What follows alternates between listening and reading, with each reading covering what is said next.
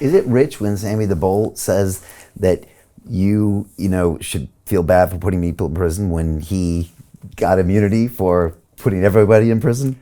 I'm not going to comment on that, Brian. But he doesn't see it that way. Yeah. And again, I find Sammy to be a fascinating character. He is. And the fact that he's on YouTube able to talk about this life, it's almost something that defies reality. He's a great storyteller.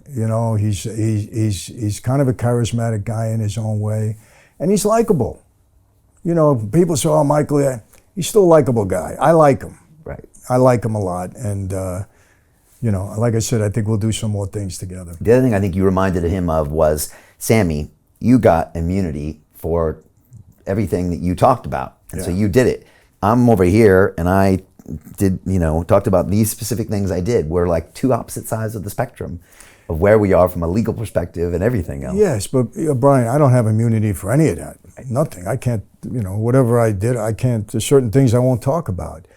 And not only that, there's certain things I did nobody else knows about except my family, the guys close to me. We don't do something and go tell everybody about it. It's like we talked about with my dad. But so you have no idea what I did. No, you hear certain things, but you don't know what I did. And I don't know what you did except for the fact that it's public now. Otherwise, I wouldn't ask you what you did. I wouldn't know. How would you know that? So, but look, like I said, we clashed during that thing. I understood it. And it's over now. We said to each other, we had a discussion. I said, Sammy, look, you're a real guy. You went through the war. In my way, I'm a real guy. I went through the war. We had different circumstances and certain things. You did your time in prison. I did my time. We both left the life under different circumstances. I said, but we're the real guys. We know the life. I said, and part of our life is getting along. And we agreed with this with each other. From now on, we're going to get along. They saw what they saw. They understand their feelings. Now we do things to get along. And that's how it's going to, proceed with things that we do. And there's only a handful of you guys left, and you're in your 70s. And ultimately, it makes sense that you and Sammy get along because there's not many guys like you. No. You two can even relate to. No. I mean, look, there's guys on YouTube and, I don't know. What about the YouTube gangsters? Because we see them now coming out of the woodwork and they have these YouTube channels and they're trying to tell the stories and feel like they're trying to be Sammy or trying to be you. What do you make of this YouTube gangster phenomenon? I don't even know these guys. I met recently Anthony Ruggiano, I want to mention his name. Nice guy, knew his father very well. Real guy, 100% for real. And he's coming on and he's talking. Look, YouTube is a platform. If you want to get on it and you succeed, more power to you. You have a story to tell, people are interested in you, hey, God bless you, do it, right? Anthony Ruggiano, real guy. Larry Mazza, I had a meeting with him. I didn't know him on the street. These guys came in, they came in after me. Nice guy. I'm probably going to do something with him, with Larry. I think really, Bobby Luisi. I don't know if you see, he's a guy out of Philadelphia and Boston. Okay. Yeah, nice guy. He's a Christian now, turned his life around. These are nice guys. They're all on YouTube trying to do something. I support them. There's no reason for us to fight with one another. I didn't know them. They didn't know me on the street. What are we going to fight about? It doesn't make sense. Some of these other guys, I never heard of them. I have no idea. Guys are talking about me, this, that.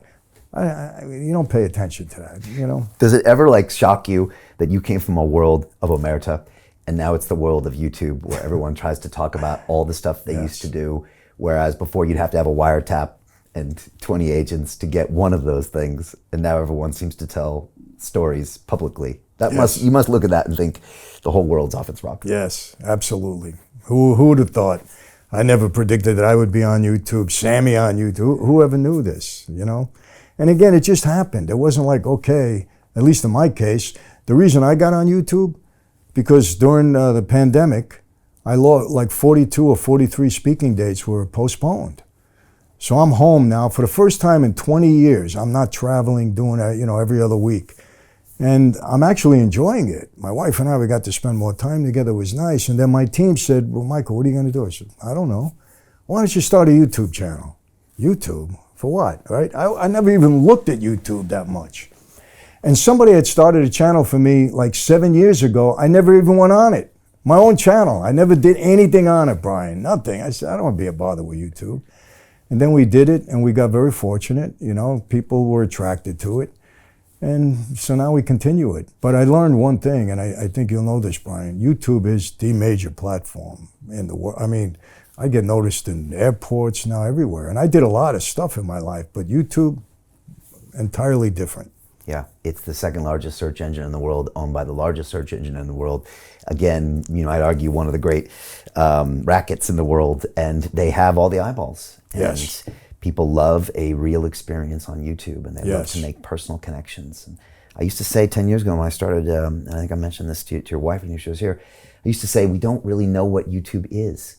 It feels like television on the internet, but it's not. Right. You're actually building a whole different relationship with people, and they get to see who Michael is, who really Michael is. Yeah. And they don't have to wait for an article to be written about you or someone to say something about you, or, you know, it's like they can really get to know who you are, and dare I say, Michael, they can feel who you are from an emotional standpoint. Yeah, it's true, Brian. Yeah.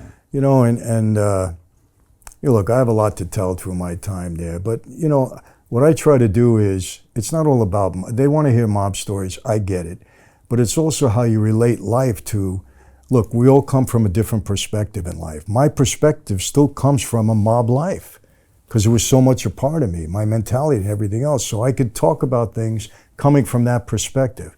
But I also want to leave people, I want to encourage them. You know, I want to try to inform them. I have an opinion about things, I have a perspective. And so I try to use whatever content I'm putting in there to try to, again, encourage people, tell them my perspective, give them what I perceive to be right from wrong. And it's working for me. I think people enjoy that. You know, when I get on stage, I think you'll see this when you come to the show, and the Q&A afterwards, there's more stuff about my personal life, my wife, my children, how I made this transformation. Michael, how did you forgive yourself? A lot of people that come in to sit in a room got their own baggage that they're carrying.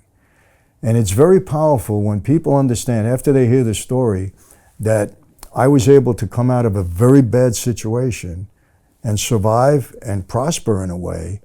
That's attractive to people, because they want to do it in their life. And what I tell people is straight, I say, listen, at one point in time, there's 1,000 people here, I was the worst guy in the room. The worst guy in the room. So don't tell me I made a change. If I can do it, what are you worried about? Of course you can. It's very encouraging to people. And it's true. Yeah. I'm not saying it's the absolute truth. Brian, I've seen people come out of situations, put mine to shame, that they should be so congratulated on how they were able to overcome obstacles and circumstances, really.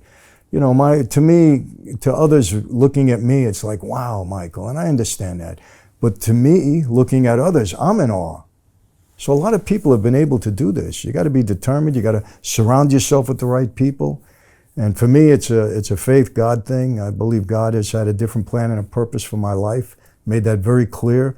I'm not perfect. I still do things wrong, but my intent is right.